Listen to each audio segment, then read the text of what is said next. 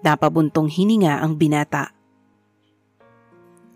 Patuloy pa rin sa pagtulo ang luha ni Sofia. Hindi siya nasaktan sa mga sinabi ng media, pero nasaktan siya dahil sa hindi pagtupad ni Dominic sa pangako nitong babalikan siya. Bakit ka ba kasi umaasa? He can't be a man whom you can call a knight in shining armor. Tama sila. Isa ka lamang palamuti sa dingding na kailanman ay hindi mapapansin ng isang Del Franco. Pinal na wika ng isip niya. Habang nakahiga si Dominic, ay hindi pa rin siya dalawin ng antok. Nagpa siya siyang bumaba at nagtungo sa minibar.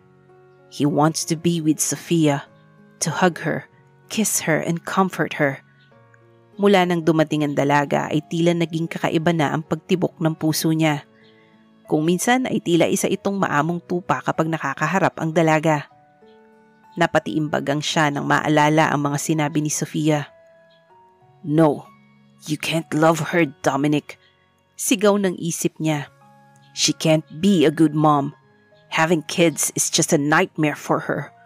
Pareho rin sila ni Mrs. Cruz. Pareho lang sila ng iyong ina.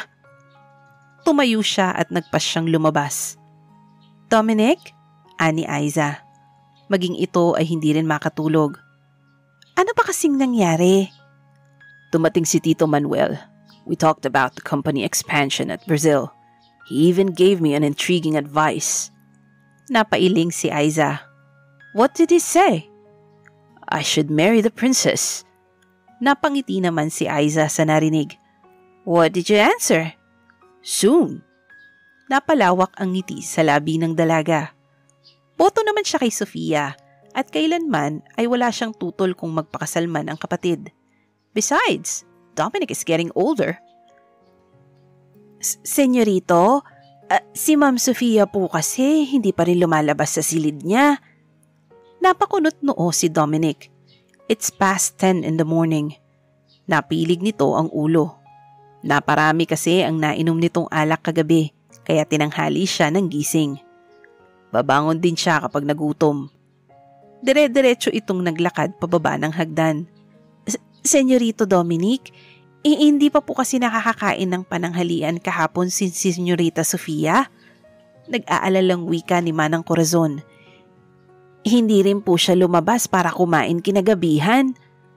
Walang imik na muling umakyat ng hagdan ang binata at tumapat sa pinto ni Sofia. Kumatok ito ng 3 beses. Sofia, open the door. Lalong pinalakas ang pagkatok sa pinto. Walang tugon mula sa dalaga.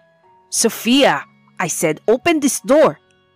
Nakailang katok na si Dominic ay wala pa ring sumasagot. Inutusan nito ang kawaksi na kunin ang master keys. Nang mabuksan ang pinto ay wala sa kama ang dalaga. Tila hindi rin nagusot ang kobrekama. Hindi rin nawala sa ayos ang kumot at unan nito. Wala rin si Sofia sa balcony. Senyorito, sarado po ang banyo. Mabilis na binuksan ni Dominic ang pinto at bumulaga sa kanila ang tulog na dalaga habang nakababad ito sa bathtub na puno ng tubig. My God! Saad ni Dominic. Towel please. Mabilis ang kilos ng binata na pag-ahon sa dalaga. Hindi nito alintana ang pagkabasa ng suot na sapatos at uniforme. Hindi nakalagpas ang pagkabigla nito nang tumambad sa kanya ang katawan ng dalaga. Mabuti na lamang at naging maagap ang mga katulong sa pagbabalot ng tuwalya sa katawan nito. Makalipas ang halos 30 minuto ay nagkamalay na rin ang dalaga. Marahan itong napahaplos sa ulo. Napakabigat ng nararamdaman nito. Nasaan ako? Senyorita, narito po kayo sa ospital. Ani Abby. Leave us. Utos ni Dominic nang makapasok at makitang nagkamalay na ang dalaga. Dominic? Halos pabulong na wika ni Sofia nang makita ang binata. What have you done? May bala ka bang tapusin ang sarili mo? Mariing tugon nito. Ang mga mata nito ay tila umaapoy sa galit na nakatitig sa dalaga. Napapikit si Sofia. Hindi niya kayang salubungin ang galit ng binata. Kapag nawala ka, sino hahabulin ko? Who else will pay me? Lalong napapikit ng mariin si Sofia. Don't ever do that again. Mariing wika nito. Hindi na pinatapos ni Sofia ang iba pang sasabihin ni Dominic. I won't, Mr. Del Franco. Hindi ko tatalikuran ang utang ng pamilya ko. Besides, may kasunduan tayo. A baby, kapalit ng utang ng aking ama. Nakipagtitigan ito sa binata. Nakatulog lang ako sa bathtub. Masyado ka namang exaggerated sa pagdala mo sa akin dito. I wanna go home. Inalis ang tube na nakadikit sa kamay. Maging ang hose na nakalagay sa ilong ay inalis din. Pinilit nitong maupo. What are you doing? Marahas na pinigilan ng dalaga. You're not yet okay. Muli niya itong pinahiga sa kama. I'm very much okay. Ayoko nang madagdagan pa ang utang ko sa mga babayaran mo dito sa ospital. Anito. Nurse! Shut up, Sofia! Bulyaw ni Dominic. Tinawag nito ang isang nurse at ipinabalik ang mga natanggal na hose. Hey, are you okay? Tanong agad ni Chris nang makapasok sa private room ng dalaga. Inilapag ang dalang supot ng mga pinamiling prutas sa mesa at lumapit dito para iabot ang puting bulaklak. Alalang-alala sa'yo si Bea. Bigla siyang nahilo nang malaman niyang nasa ospital ka. She wants to come here pero pinigilan namin dahil makakasama sa kanya. Baka mamaya mahawa pa siya sa mga nagkalat na sakit dito. Nakangiti itong inabot ng dalaga. Salamat. Please tell her I'm okay. I do not have any fractures. Ikinumpas-kumpas pa ang palad sa hangin. Masyado lang siguro akong natense sa public viewing ko kaya nakatulog ako sa bathtub. That's it. Nothing to worry. Tsaka inamoy-amoy ang mga rosas. Marahang naupo si Chris sa gilid ng kama nito. Come here. Hinaplos ang balikat ng dalaga at kinabig palapit. I watched your public explanations. Sabi ko naman kasi, kaya mo. Now, siguro naman matatahimik na ang media. Napabuntong hininga si Sofia. I'm hoping, Chris. By the way, lumayo ito. Tito Miguel called me and he said he will pay your dad's debts. Napakunot noo ang dalaga. He will be sending... No! Matatag na wika ni Sofia. Hindi ako tatanggap ng anumang pera galing kay Tito Miguel. I can't accept it, Chris. Alam ko kung gaano siya naghirap para pag-ipunan ang perang yun. Besides, I'm on my way of moving on. Pakisabi na lang kay Tito Miguel maraming salamat. Hindi lingid kay Sofia ang hindi pagkakaintindihan sa pagitan ng kanyang Tito Miguel at ng kanyang ama nang nabubuhay pa ito. Kaya namang ngayong wala na ang ama, ay rerespetuhin pa rin niya ang desisyon nitong huwag humingi ng kahit anumang tulong mula sa tiyuhin. Pero Sofia, ani Chris, hindi galing kay Tito Miguel ang pera. What do you mean? Nakakunot noong tanong ni Sofia. It was from your mom's account. Kagabi ko lang din nalaman na hindi sang-ayon si Lola Teresa sa relasyon ng iyong ina at ama dahil sa nanggaling sa hindi mayamang angkan ang papa mo. Lola Teresa hated your dad too much, kaya ang lahat ng ari-arian ng mga maranan ay napunta kay Tito Miguel. Unknowingly, 15 years ago, eksaktong 14th death anniversary ng pagkawala ni Tita Maggie, ay nag-open ng account si Tito at ipinangalan yun sa'yo. Doon niya inipon ang lahat ng hati ng mama mo, sa kita ng kumpanya at sa lahat ng mga businesses na naiwan ni Lola Teresa. Unti-unting naglaglaga ng mga luha sa mata ni Sofia sa mga narinig. Hindi pa rin siya makapaniwala. You're still a billionaire, Sofia. You don't have to go through all this pain, princess. Gustong maiyak ni Sofia sa nalaman. Maya-maya'y may kumatok sa pinto at bumungad si Dominic. Dominic, I want you to meet Chris Castro. Chris, meet Mr. Dominic Del Franco. Saad ni Sofia. Marahang nagkamay ang dalawa. Mukhang seryoso pinag-uusapan nyo. Sa labas lang ako. Salamat pare, ani Chris. What are you doing here? Takang tanong ni Aiza nang makasalubong ang binata sa lobby ng ospital.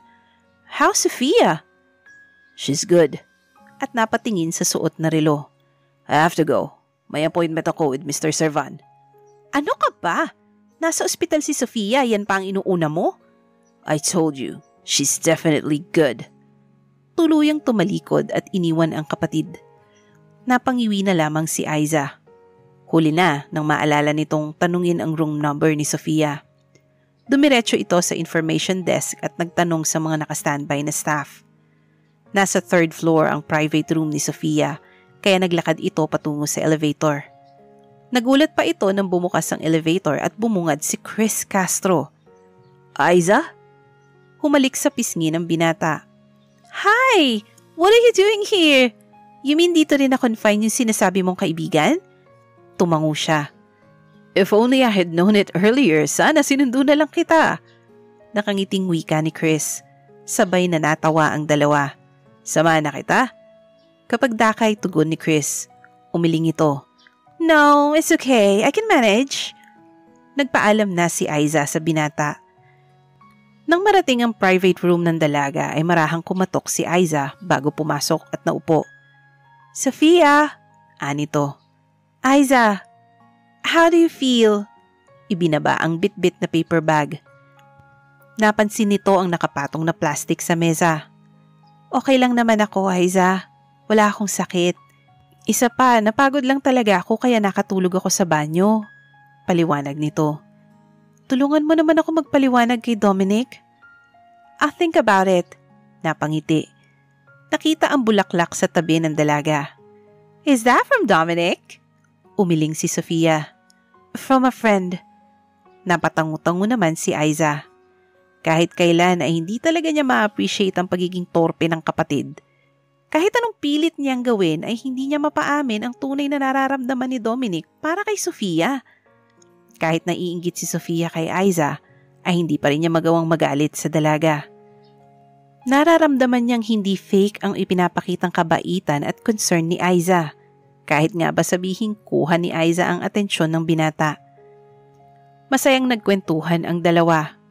4 na oras yata silang nag-usap at nagtawanan. Hindi rin maiwasan ni Sofia ang maalala ang binata. Siguro dahil mabait, maganda at masayang kausap si Aiza, kaya nagustuhan nito ni Dominic.